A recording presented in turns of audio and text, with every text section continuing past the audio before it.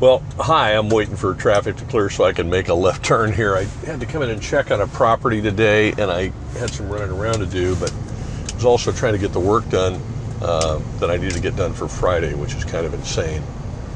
And today, I mean, I guess it's just a vlog post more than anything else. I lost my temper earlier. I really did. You know, in fact, I'll tell you what, I think I'm going to park and chat with you about this, so I'll just pull over here and find a good spot. Let me flip around here, and that way I'm not driving and talking at the same time, and I can go get, I'm over here in an area called Fletcher Hills right now, which is where our little postal annex is, and I needed to stop and check on a property. We're very fortunate in that we have some properties to help with my retirement and my wife and I's retirement when the time comes that we want to retire. But, you know, we're not retired yet. But anyway, back to my losing my temper, okay? You know, life is just super stressful right now. And it's not unique to me. I mean, it's stressful to everybody, right? I mean, if you think about it, everybody has life going on, so I'm not going to bore you to tears with what's going on in mine. You know, it's interesting. I was talking to a guy today, kind of through email. We were emailing back and forth. He works for a company that may want to sponsor a GunGuyTV channel. And he was telling me that this weekend he's getting ready to go take care of his 92 and 96-year-old parents. And that he and his siblings are trying to help them stay home as long as they can. And I thought, wow, that's awesome that you're doing that. You know, we have my elderly mom we take care of. And so many people I talk to have situations like that where they have folks that are older and they're trying to take care of them. And of course that adds an element of stress to life. Anytime you have other people's stuff that you have to take care of, I call it OPS, other people's stuff, it adds stress to life. Well, today, between, you know, a bunch of different stuff all sort of converging on me at the same time, I lost my temper. I don't swear, and yet I had some minor little swear words that I said because I was seriously upset. I was frustrated, aggravated, and lost my temper. And what's interesting about that is this morning, I'm just being real here with you, I hope you don't mind. This morning in my quiet time, I read Romans chapter 8, and kind of around it, you know, and I was just learning from it. And one of the scriptures that really struck me was Romans chapter 8, verse 5. I think it's verse 5, where Paul writes that those who have their mind on the flesh or the world, they live for that, then their mind is on that. If they live for the Spirit, then their mind is on the spiritual things. So it's worldly things as opposed to spiritual things. Excuse me. And we have a lot of stuff that we've gone through as a family this last few years. And just without getting into it too much, we've had a lot of construction work that we've had to do on properties, on our house and on other properties. I think I probably mentioned it before. And it just burned up all of our money. And I had said to my wife, you know, famous last words the other day, I said to her, you know, I hope we have, now that we got this last thing done, I hope we have a little bit of a rest so that we can hopefully, you know, fill up our savings again. Famous last words, you know, if you ever want to make God laugh, just tell him your plans. And then, of course, I've got a tenant in a house that's in a different county. Been there a long time, he's been there. And so he texted me and said, hey, this is my 30 days notice, and we're moving out on the 15th of March. And I thought, okay, well, that's fine. Thank you for giving me notice and like that. But what that's going to require is I'm going to have to go out there and be there. I got to paint the place, and, you know, you got to get the place ready to go again. So there's time and money and new carpet and new flooring and all this other stuff. And so I just got done with a whole bunch of stuff. Now I got more stuff to do. And initially I was kind of stressed by it. And I thought, you know, no, that's just God working. Somehow God's got a plan here. And I did that, I handled that one pretty good. And then today, a couple days later, all this stuff, and I just lost my temper. And I had to remember what my wife and I were talking about this morning. We were on the way down to go pick up my mom's car. As I said, my mother's elderly. She's still driving, but she's getting pretty old. And we had some work done on her car because she can't turn she's got a car that's, you got to, like this truck, you got to turn the key to start as opposed to a push button. So we had to have a push button installed on this older car for her. And anyway, we went and picked it up. And on the way down there, I was telling my wife this morning that what I'd read in my quiet time about this verse 5 in chapter 8, that I've often wondered what Paul really means by that whole idea that those who have their mind on the Spirit, you know, they live for the Spirit, they have their mind. However he says it, I don't know. You'll have to look it up, but it's Romans 5:8 or 8:5, and I don't have it in front of me. I'm sorry. And then the difference between having basically a spiritual focus and a worldly focus. And it struck me this morning, and I think I got a piece of that, and that was that if I see the world in only a physical way, a worldly way, then everything affects me in a worldly way. But if on the other hand I look at things and I see a spiritual aspect to them, I see God working, I wonder what he's up to, you know, what's his plan with this, then I'm thinking about it in a spiritual way, not a physical one.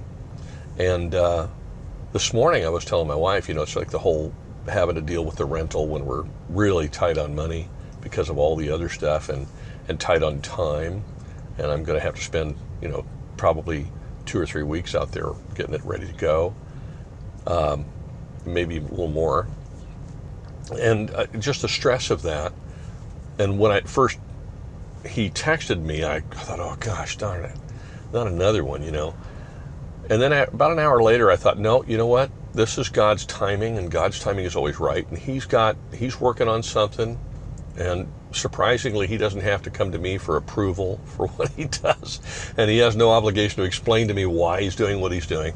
I get to align myself with his plans, not expect him to align himself with my plan. And so, you know what? Whatever he's doing, I'm behind that, and I'm good with it. We'll work our way through it. He's setting us up probably for success in some fashion. I was telling my wife, maybe he knows we've got kind of a funky economy right now, and it's on a precipice, and we could end up with a very deep recession if we're not careful.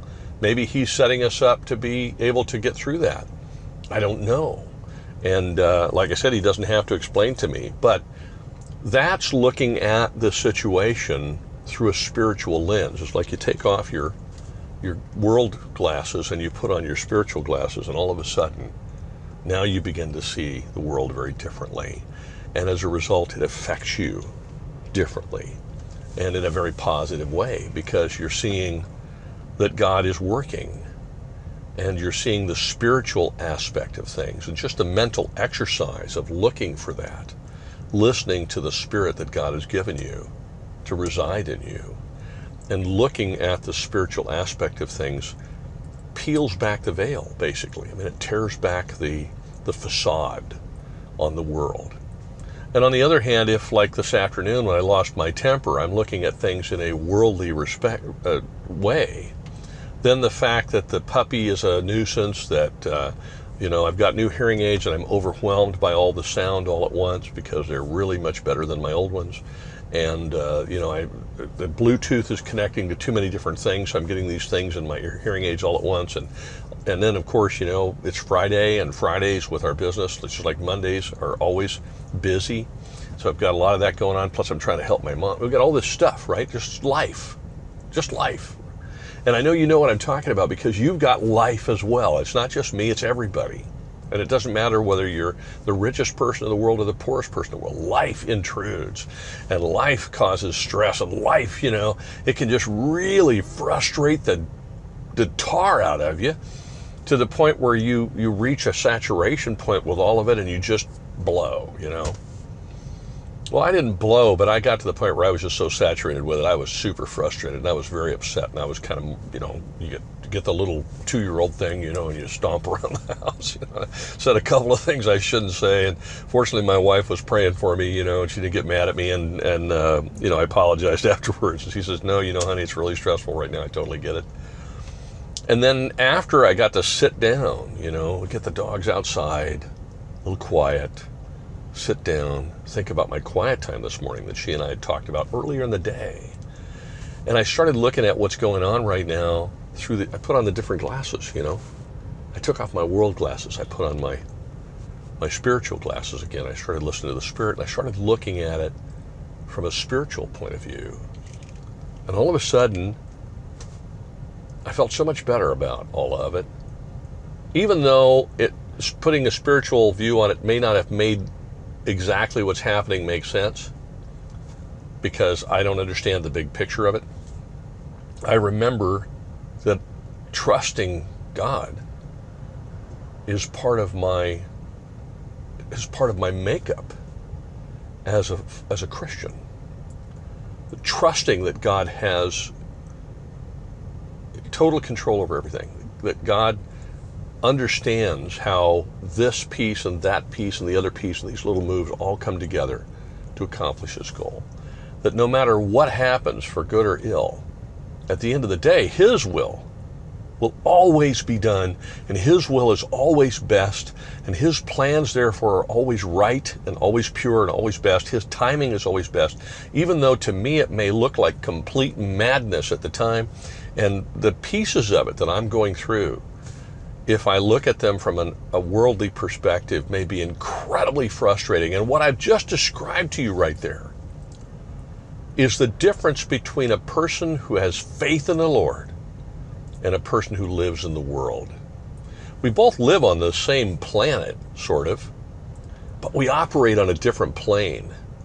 And I think that's what Paul was talking about, is you got to get out of the worldly plane. You got to get off of that. You got to get off that worldly way of thinking and the worldly way of perceiving everything, and instead perceive it not as something that's physical and part of this world which will perish, but perceive it as it really is, that everything that happens, everything has a spiritual part to it, and everything is spiritual. Every problem is a spiritual problem. Every solution is a spiritual solution. It doesn't matter what it is. And that this is just a poor reflection of what God is doing as He's doing it. And somewhere along the line, as a result, what He's doing may be troublesome for us, and it may cause us stress and anxiety and so on. And that, I think, is why Paul was very clear about saying, do not be anxious about anything, but in every situation, by prayer and petition, with thanksgiving, present your request to God. And God's peace, the peace of God, which transcends all understanding, will guard your hearts and minds in Christ Jesus. He doesn't say He's going to solve the problem. I think what he's saying there is, if you pray about it, it's going to bring you back. It's going to put your spiritual glasses back on, and all of a sudden, you'll be at peace. You'll have God's peace again. You lost it when you were looking at things from a worldly point of view. The truth is, you and I, as long as we're walking around in this God-forsaken place, this weird, it's not God-forsaken because we're here and He loves us, but you know what I mean, in this difficult world, which can be so beautiful sometimes and so difficult at others, as long as we're walking around on it, we're going to have trouble. And that's why Jesus said, you're going to have troubles in this world, but take heart. I have overcome the world. So it's basically saying, look, focus on me. Look at me. I have overcome the world. Take my yoke upon you, because my yoke is easy and my burden is light. These are all these scriptures that come to mind when I think about these things, and this is the way I should have been thinking about them just an hour ago when I lost my temper. But the truth is, I don't sometimes. I don't. Anybody who says to you that they're always spiritual is lying through their teeth. Come on now. We all live in this world, which is a sinful place, and we're not in heaven yet. God's kingdom is here, and you and I are it, right?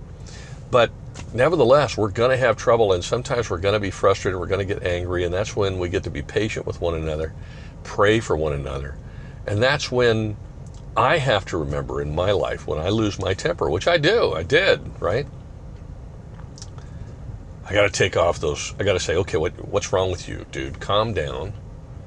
You're looking at this in the wrong way.